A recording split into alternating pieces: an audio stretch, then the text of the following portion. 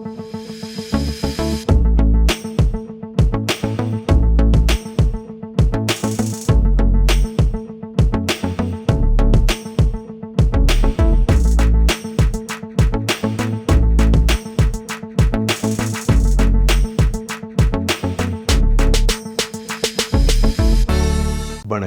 இலங்கை செய்திகளுடன் நான் நிரோஷன். விரிவான செய்திகளுக்கு முன் தலைப்புச் செய்திகள். பங்களாதேஷின் அமைதியின்மைக்கு மத்தியில் அந்த நாட்டு மக்களோடு இலங்கை தோள் நிற்கும் என இலங்கை வெளியுறவு அமைச்சர் அலி சஃப்ரி தெரிவிப்பு. ஸ்ரீலங்கா பொதுஜன பெரமுன தனது ஜனாதிபதி வேட்பாளரை நாளை அறிவிக்க உள்ளதாக வெளியாகியுள்ள தகவல்.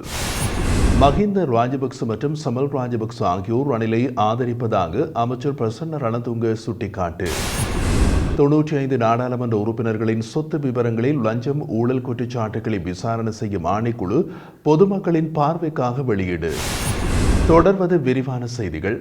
பங்களாதேஷின் அரசியல் அமைதியின்மைக்கு மத்தியில் அந்த நாட்டு மக்களோடு இலங்கை தோளோடு தோள் நிற்கும் என்று இலங்கையின் வெளியுறவு அமைச்சர் அலி சஃப்ரி தெரிவித்துள்ளார். இந்த இக்கட்டான நேரத்தில் பாதிக்கப்பட்டவர்களின் குடும்பங்களுக்கும் பாதிக்கப்பட்ட அனைவருக்கும் இலங்கையின் ஆழ்ந்த அனுதாபங்களை தெரிவித்துக் கொள்வதாகவும் அவர் குறிப்பிட்டுள்ளார். பங்களாதேஷுடனான அதன் நீடித்த நட்பை இலங்கை மதிக்கிறது மற்றும் அதன் மக்களோடு ஒற்றுமையுடன் நிற்கின்றது. இந்த நிலையில் விரைவாக இந்த நாடு அமைதிக்கு திரும்பும் என்று நம்புவதாகவும் அலி சஃப்ரி குறிப்பிட்டுள்ளார். பங்களாதேஷ் மக்கள் இந்த சவால்களை முறியடிக்கும் வலிமையை கண்டறிவார்கள் என்றும் அவர் நம்பிக்கை வெளியிட்டுள்ளார். ஜனாதிபதி தேர்தலில் தமிழ் பொது வேட்பாளர் யார் என இன்னமும் இறுதி தீர்மானம் எட்டப்படவில்லை என தமிழ் மக்கள் பொதுச்சபையின் பிரதிநிதிகள் தெரிவித்துள்ளனர். யாழ்ப்பாணத்தில் உள்ள தனியார் விருந்தினர் விடுதியொன்றில் தமிழ் பொது வேட்பாளரை நிறுத்துவது தொடர்பான கலந்துரையாடல் நேற்று பிற்பகல் இடம்பெற்றது. தெரிவு செய்யப்பட்ட இரு வேட்பாளர்களில் இறுதியாக ஒருவரின் பெயரை தெரிவு செய்வதில் நீண்ட விவாதங்கள் இடம்பெற்றுள்ளது. இந்த நிலையில் தற்போது 2 வேட்பாளர்களின் பெயர்கள் இருப்பதாகவும் அதில் ஒருவர் எதிர்வரும் புதன்கிழமை அல்லது வியாழக்கிழமை இறுதியாக அறிவிக்கப்படுவார் என்றும் தமிழ் மக்கள் பொதுச்சபையின் பிரதிநிதிகள் தெரிவித்துள்ளனர். இந்த கலந்துரையாடலில் தமிழீழ விடுதலை இயக்கத்தின் தலைவர் செல்வம் அடைக்கலநாதன், ஈழமக்கள் புரட்சிகர விடுதலை முன்னணியின் தலைவர் சுரேஷ் பிரேமச்சந்திரன், தமிழ் தேசிய கட்சியின் தலைவர் ஸ்ரீகாந்தா, தமிழ் தேசிய பசுமை இயக்கத்தின் தலைவர் ஐங்கரநேசன் மற்றும் தமிழீழ விடுதலை இயக்கத்தின் ஊடக பேச்சாளர் குருசாமி சுரேந்திரன், அரசியல் ஆய்வாளர்களான நிலாந்தன் ஜதீந்திரா, அரசியல் ஆய்வாளர் சட்டத்தரணி ஜோதிலிங்கம், ஜனநாயக போராளிகள் கட்சியின் தலைவர் வேந்தன் உள்ளிட்ட இன்னும் சிலர் கலந்து கொண்டிருந்தமை குறிப்பிடத்தக்கது. ஸ்ரீலங்கா பொதுஜன பெரமுன தனது ஜனாதிபதி வேட்பாளரை நாளை புதன்கிழமை அறிவிக்க உள்ளது. எவ்வாறாயினும் 2024 ஜனாதிபதி தேர்தலின் போது தற்போதைய ஜனாதிபதி ரணில் விக்ரமசிங்கவை ஆதரிக்கும் வகையில் பொதுஜன பெரமுனவின் பல தொகுதி கூட்டங்களில் தீர்மானங்கள் நிறைவேற்றப்படுகிறது.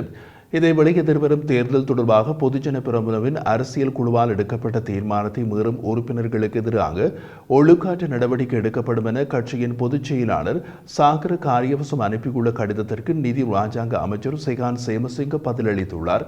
ஜூலை 29ஆம் தேதி கட்சியின் உயர்படத்தில் நிறைவேற்றப்பட்ட தீர்மானத்திற்கு தானும் அல்லது பொதுஜன பெரமுனவின் ஆதரவாளர்களும் கட்டப்படவில்லை என செகான் சேமசிங்க எழுத்து மூலம் பதிலளித்துள்ளார். அதன்படி கட்சி மேற்கொள்ளும் எந்த ஒரு ஒழுக்காற்று நடவடிக்கைக்கு எதிராகவும் நடவடிக்கை எடுக்கப்படும் என்றும் அவர் குறிப்பிட்டுள்ளார். பொதுஜன பெரமுனவின் ஜனாதிபதி வேட்பாளராக வர்த்தகர் தம்மிக்க பெரேராவை அறிவிக்க அந்த கட்சியின் உயர்பீடத்தில் முடிவுகள் எடுக்கப்பட்டுள்ளதாகவும் நாளை இதனை பொதுச் செயலாளர் சாகர காரியவசம் அதிகாரப்பூர்வமாக அறிவிப்பார் என்றும் தெரிய வருகிறது. எதிர்வரும் செப்டம்பர் மாதம் 21ஆம் தேதி நடைபெறவுள்ள ஜனாதிபதி தேர்தலில் வெற்றி பெறப் போகும் வேட்பாளர் தொடர்பான புலனாய்வு அமைப்புகளின் அறிக்கை அண்மையில் வெளியாகியிருந்தது. இந்த விடயம் தொடர்பாக எதிர்வரும் ஜனாதிபதி தேர்தல் தொடர்பாக அரசு புலனாய்வு பிரிவினர் மேற்கொண்ட ஆய்வில் 4 லட்சத்திற்கும் அதிகமான வாக்காளர்கள் யாருக்கு வாக்களிப்பது என்பது இதுவரை தீர்மானிக்கவில்லை என்றும் சுட்டிக்காட்டப்பட்டுள்ளது. வேட்பாளர்களின் புகழ், நாட்டை கட்டியெழுப்புவதற்கு அவர்கள் வைத்திருக்கும் வேலை திட்டம், நாட்டின் தற்போதைய அரசியல் சூழல் போன்ற அனைத்து உண்மைகளையும் ஆய்வு செய்த பின்னரே வேட்பாளரை தெரிவு செய்வதற்கு சில குழுவினர் தயாராகி வருவதாக புலனாய்வு அறிக்கையில் குறிப்பிடப்பட்டுள்ளது. மேலும் இந்த ஆண்டு நடைபெறவுள்ள ஜனாதிபதி தேர்தலில் முதன்முறையாக 10 லட்சத்திற்கும் அதிகமான புதிய வாக்காளர்கள் வாக்களிக்க உள்ளதாகவும் குறிப்பிடப்பட்டுள்ளது. இந்த நிலையில் புலம்பெயர் நாடுகளில் உள்ள இளைஞர்களின் எழுச்சி காரணமாக தேசிய மக்கள் முன்னணியின் வெற்றி வாய்ப்பு அதிகரித்துள்ளதாக புலனாய்வு அமைப்புகள் புதிய அறிக்கை ஒன்றை அரசாங்கத்திற்கு சமர்ப்பித்துள்ளதாக தேசிய மக்கள் சக்தியின் தலைவர் அனுருகுமார திசநாயக்க தெரிவித்துள்ளார். அத்துடன் ஓய்வு பெற்ற முப்படை அதிகாரிகளின் ஆதரவும் தேசிய மக்கள் சக்தியின் வெற்றி வாய்ப்பை உறுதி செய்துள்ளதாக புலனாய்வு அறிக்கைகள் சுட்டிக்காட்டியுள்ளதாகவும் அனுருகுமார திசநாயக்க குறிப்பிட்டார். எனவே செப்டம்பர் மாதம் 21ஆம் தேதி தேசிய மக்கள் சக்தி நிச்சயமாக வெற்றி பெறும் என்றும் அவர் நம்பிக்கை வெளியிட்டுள்ளார். தேசிய மக்கள் சக்தி கொழும்பில் ஏற்பாடு செய்திருந்த ஓய்வு பெற்ற முப்படையினர் மாநாட்டில் கலந்து கொண்டு உரையாற்றிய போது அனுருகுமார் திசாநாயக்க இவ்வாறு தெரிவித்திருந்தார். முன்னாள் ஜனாதிபதி மஹிந்த ராஜபக்ச மற்றும் முன்னாள் சபாநாயகர் சமல் ராஜபக்ச ஆகியோர் ரணிலை ஆதரிப்பதாக அமைச்சர் பிரசன்ன ரணதுங்க தெரிவித்துள்ளார். கம்பகா உடுகம்புலு பகுதியில் இடம்பெற்ற பொதுஜன பெரமுனவின் தொகுதி அமைப்பாளர் கூட்டத்தில் உரையாற்றிய போது அவர் மேற்கண்டவாறு குறிப்பிட்டிருந்தார். எதிர்வரும் ஜனாதிபதி தேர்தலில் தற்போதைய ஜனாதிபதி ரணில் விக்ரமசிங்கவிற்கு ஆதரவளிக்க வேண்டும் என மஹிந்த ராஜபக்ச சில வாரங்களுக்கு முன்னதாக தம்மிடம் கூறியதாக பிரசன்ன ரணதுங்க குறிப்பிட்டுள்ளார். பொதுஜன முன்னணி வேறு தீர்மானத்தை எடுத்தால் சுயாதீனமாக தீர்மானத்தை எடுக்குமாறு மஹிந்த தமக்கு கூறியதாக அவர் மேலும் தெரிவித்தார். சமல் ராஜபக்சவும் இதே நிலைப்பாட்டை கொண்டிருப்பதாகவும் தெரிவித்துள்ளார். ஜனாதிபதி வேட்பாளர் விவகாரத்தில் கட்சி வேறு தீர்மானத்தை எடுத்தால் மாற்று நடவடிக்கைகளை எடுக்க திட்டமிட்டுள்ளதாகவும் பிரசன்ன ரணதுங்க தெரிவித்துள்ளார். ரணில் விக்ரமசிங்கவுடன் இணைந்த நாடாளுமன்ற உறுப்பினர்கள் விரைவில் கைகளை உயர்த்தியபடி மீண்டும் வருவார்கள் என்றும் தற்போதைய தீர்மானம் எடுத்தவர்களுக்கு நல்ல அரசியல் பாடம் புகட்டப்படும் என்றும் ஸ்ரீலங்கா பொதுஜன பெரமுனவின் நாடாளுமன்ற உறுப்பினர் ஜான்ஸ்டன் பெர்னாண்டோ தெரிவித்துள்ளார். இந்த நிலையில் கட்சியின் பெரும்பான்மையான நாடாளுமன்ற உறுப்பினர்களுக்கும் வாக்காளர்களுக்கும் மஹிந்த ராஜபக்சவுடன் இருப்பதாகவும் அவர் ஊடகங்களுக்கு தெரிவித்தார். வெற்றி வேட்பாளரை முன்வைக்கும் ஒரே அரசியல் கட்சியாக பொதுஜன பெரமுன இருக்கும் என்பதோடு அந்த வேட்பாளரின் அறிவிப்பு நாளை வெளியிடப்படும். ஏனைய கட்சிகள் முன்வைத்த அனைத்து வேட்பாளர்களும் பழையவர்கள் மற்றும் தேர்தலில் தோல்வியடைந்தவர்கள் என்றும் ஜான்ஸ்டன் பெர்னாண்டோ குறிப்பிட்டுள்ளார். இதேவேளை முன்னாள் அமைச்சர் பசில் ராஜபக்ச திரைக்கு பின்னால் இருந்து அனைத்தையும் கட்டுப்படுத்தும் நபர் என்றும் நாடாளுமன்ற உறுப்பினர் ஜான்ஸ்டன் பெர்னாண்டோ தெரிவித்தார். 95 நாடாளுமன்ற உறுப்பினர்களின் சொத்து விவரங்களை லஞ்சம் ஊழல் குற்றச்சாட்டுகளை விசாரணை செய்யும் ஆணைக்குழு பொதுமக்களின் பார்வைக்காக வெளியிட்டுள்ளது.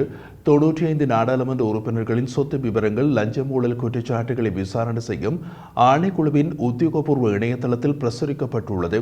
இந்த நடவடிக்கை பொது அதிகாரிகளிடையே வெளிப்படைத்தன்மை மற்றும் பொறுப்புணர்வை பொதுமக்கள் மத்தியில் அதிகரிப்பதற்கான ஆணைக்குழுவின் தொடர்ச்சியான முயற்சிகளின் ஒரு பகுதியாகும் என்றும் தெரிவிக்கப்பட்டுள்ளது. மேலும் ஏனைய அரசியல்வாதிகளின் சொத்து பிரகடனங்கள் பெறப்படும் விவரங்களும் உரிய காலத்தில் பகிரங்கப்படுத்தப்படும் என்றும் குறித்த ஆணைக்குழு தெரிவித்துள்ளது. எதிர்வரும் ஜனாதிபதி தேர்தலில் ரணில் விக்ரமசிங்கவுக்கு ஸ்ரீலங்கா பொதுஜன பெரமுன எந்த வகையிலும் ஆதரவு அளிக்காது என ரஷ்யாவுக்கான முன்னாள் தூதர் உதயங்க வீரதுங்க தெரிவித்துள்ளார். கொழும்பில் இடம்பெற்றிருந்த ஊடகவியலாளர் சந்திப்பில் கலந்து கொண்டு கருத்து வெளியிட்ட போது அவர் மேற்கண்டவாறு தெரிவித்தார். இந்த விடயம் தொடர்பாக அவர் மேலும் தெரிவித்த போது பொதுஜன பெரமுனவில் இருந்து யார் வெளியேறினாலும் எமக்கு சவாலாக அமையாது. வரலாற்றில் ரணில் விக்ரமசிங்க தவறான தீர்மானங்களையே மேற்கொண்டார்.